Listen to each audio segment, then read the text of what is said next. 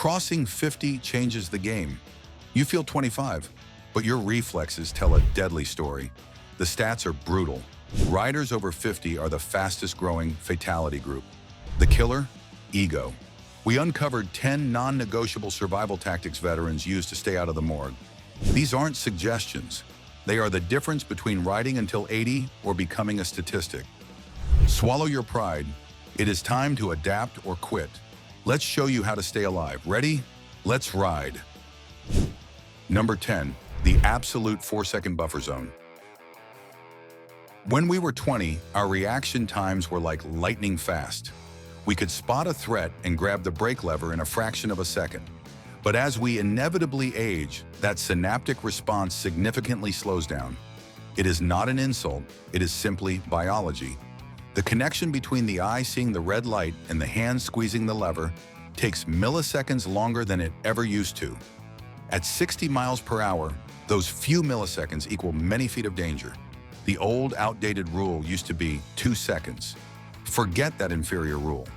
For riders over 50, the new mandatory rule is the 4-second buffer. You must pick a stationary object on the side of the road, a sign or a tree, and when the car in front of you passes it, you slowly count. 1001, 1002, 1003, 1004. Only then should your bike pass that object.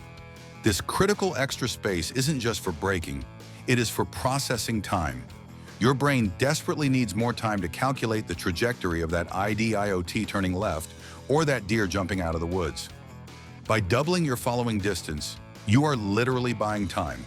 You are artificially restoring the reaction time you had in your 20s. I ride with guys who tailgate like they are racing MotoGP, and they are always panicked, always grabbing handfuls of brake. The smooth, true veteran rider leaves a massive gap. That gap is your irreplaceable life insurance. If a car cuts into that gap, let them go. Back off and immediately reestablish your 4 seconds. Your ego demands you close the gap. Your survival instinct demands you open it wider. Distance gives you time to react, but what if your eyes are actively lying to you? The next rule addresses a biological failure that happens to every single human after 40, and ignoring it makes you legally blind on the road. Number 9, the strict no-night riding policy. This is a very hard pill to swallow for the iron butt crowd. I've ridden at night for 30 years, you say, but here is the undeniable medical reality. By age 50, the lenses of your eyes have hardened and yellowed. Your pupils do not dilate as wide or as quickly as they used to. This leads to a massive, dangerous reduction in contrast sensitivity. When you are 20, you can easily distinguish a dark gray deer against a black asphalt background. When you are 50, that deer is completely invisible until it is directly in your headlight beam. Furthermore, the glare recovery time, how long it takes your eyes to reset after an oncoming car blinds you with high beams, can triple. You are essentially riding blind for 5 critical seconds after every car passes you. The mandatory rule for the smart veteran is simple. We park at dusk. Unless it is an absolute emergency, plan your rides to end before the sun goes down. The risk profile of motorcycle riding skyrockets at night due to drunk drivers and wildlife. But for older riders, it increases exponentially because our sensors, our eyes, are operating at 50% capacity. I know riders who refuse to accept this fact. They squint through the glare, tense up, and ride by braille. That is a guaranteed recipe for disaster. There is no shame in enjoying the sunset from the patio of a hotel rather than from the saddle of a bike at 70 miles per hour, wondering if that shadow is a pothole or a possum. Give your eyes a break. Save the riding for the daylight hours, where you can actually scan for threats. We've protected your vision. Now we need to critically protect your bones. The next rule involves a piece of technology that old-school riders hate, but it is the only thing that stands between a bruise and a punctured lung. Number 8, the unquestionable airbag mandate. Let's talk about brutal bone density. As we age, our bones become more brittle. A low-speed tip-over that would have just bruised your hip at age 30 can shatter your pelvis at age 60. Ribs break easier, and they take twice as long to heal. A broken rib at 50 isn't just painful, It can lead to pneumonia and life-threatening complications. If you ride, you wear an airbag. I hear the tired complaints already. It's too heavy. It's too expensive. I've never needed one before. That is survivor bias talking. Modern airbag vests, like the Alpine Stars, Tech Air, or the Hellite Turtle, are actual miracle workers. They detect a crash in milliseconds and full Y inflate before you even hit the ground. They stabilize your neck, preventing whiplash, wrap your rib cage in a pillow of air, and critically protect your spine. Think of an airbag as a powerful force field for your aging skeleton. I have a friend, 55 years old, who was high-sided at a track day. He was wearing an airbag. He stood up, dusted himself off, and walked away. The doctors confirmed that without it, he would have likely broken 4 ribs and his collarbone. The recovery time for that injury at his age would have been 6 months. Instead, he was riding again the very next weekend. Stop relying on foam pads and leather. They are good for abrasion, but they do absolutely nothing for blunt force trauma. Invest the $600. Your ribs are worth more than that. It is the single greatest piece of safety equipment ever invented in the last 20 years. And ignoring it is pure, lethal stubbornness. I know the airbag topic is highly controversial. Some say it's overkill, others won't ride without one. Where do you stand? Tell me in the comments, airbag or old school? Armor protects you from the fall, but this next rule prevents the fall from happening in the first place. It requires you to make a choice that hurts your ego, but savors your knees. Number 7, downsize the machine. There is a ridiculous myth in the cruiser world that bigger is always better. You work your whole life to afford the 900-pound CVO Ultra Classic. But here is the unvarnished truth. Wrestling a half-ton motorcycle at low speeds requires massive core and leg strength. As we age, we naturally lose muscle mass, and our balance deteriorates rapidly. The most common injury for riders over 50 isn't a high-speed crash. It is the embarrassing stationary drop. You put a foot down at a stop sign, there is a little gravel, your knee buckles, and the bike goes down hard. You try to catch it, and you tear a rotator cuff or herniate a disc in your back. The smart rule is to ride the lightest bike you can comfortably tolerate. Do you really need 1,800 cc's to cruise at 65 miles per hour? Absolutely not. Swallow your ego and look at the middleweight class. A Triumph Bonneville, a BMW F900, or even a Softail Standard handles infinitely better than a massive touring barge. Lighter bikes stop faster, turn easier, and are far less fatiguing to ride. Fatigue is the enemy. If you are exhausted after an hour because you are fighting the weight of the bike, your reaction times will suffer. I convinced my dad, who is 65, to trade his massive Goldwing for a lighter sport tour. He was resistant at first. He thought he was downgrading.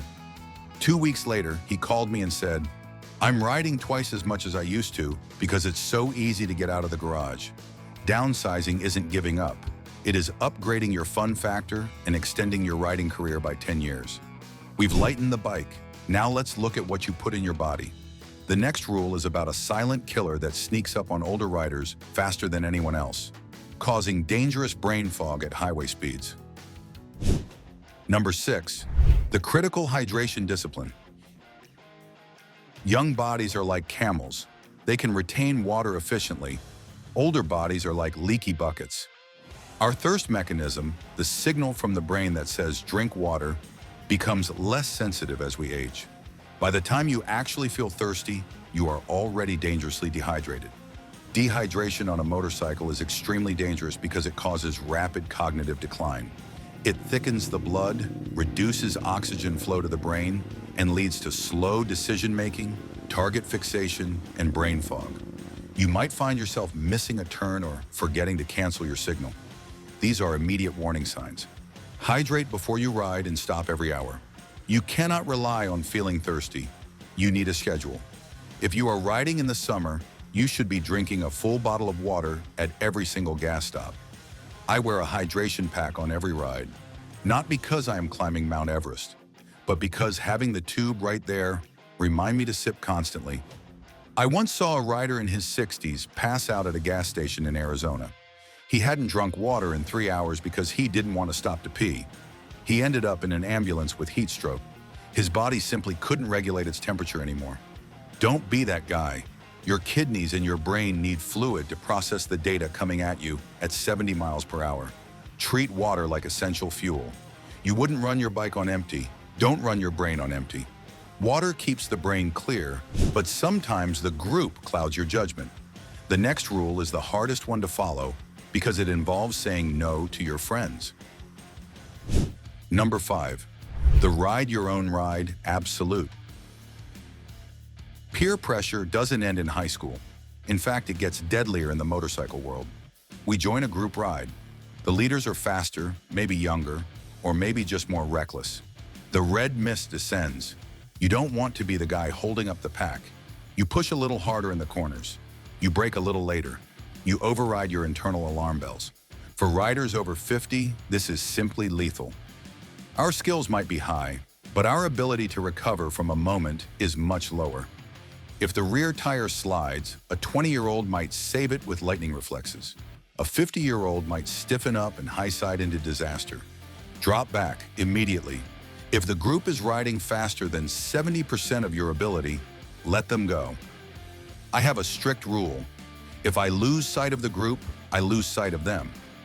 I do not accelerate to catch up. I ride at my pace, and I meet them at the next diner. If they mock me for being slow, I find new riding buddies. The graveyard is full of riders who are trying to keep up with someone else. Your ego wants you to prove you've still got it. Your survival instinct needs to scream, "Who cares?" Real confidence is knowing your true limits and refusing to cross them for the sake of looking cool in front of your friends. Be the sweeper. Be the slow guy.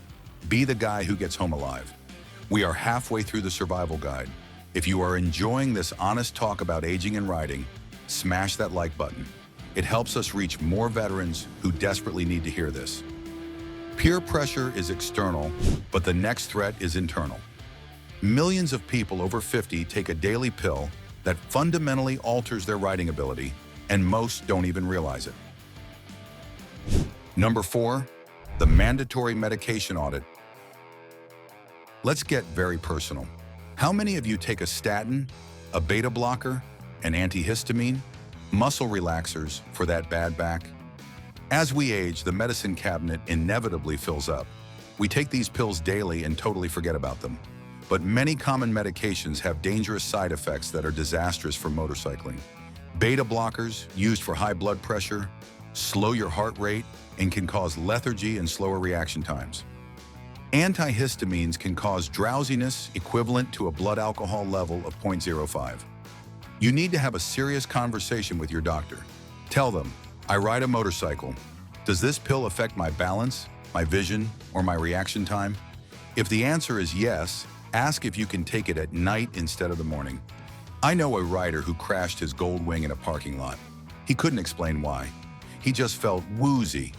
Turns out he had started a new blood pressure medication that morning. It dropped his pressure too low when he stood up, orthostatic hypotension, and he blacked out for a split second. Also, be wary of the cocktail effect. One pill might be fine. 3 pills might interact to create dizziness. Don't experiment on the bike. If you start a new med, stay off the bike for a week to see how your body reacts. Riding a motorcycle requires 100% of your faculties. Riding while medicated is riding compromised. Medicine affects the body, but lack of practice affects the brain. The next rule attacks the most dangerous phrase a veteran rider can say, I don't need training. Number 3, continuous training. I've been riding for 30 years. I don't need a parking lot course. This is the fatal lie that kills. There is a massive difference between 30 years of experience and 1 year of experience. Repeated 30 times. Many older riders developed bad habits in the 80s and have cemented them over decades. They brake with 4 fingers. They cross up in corners. They target fixate.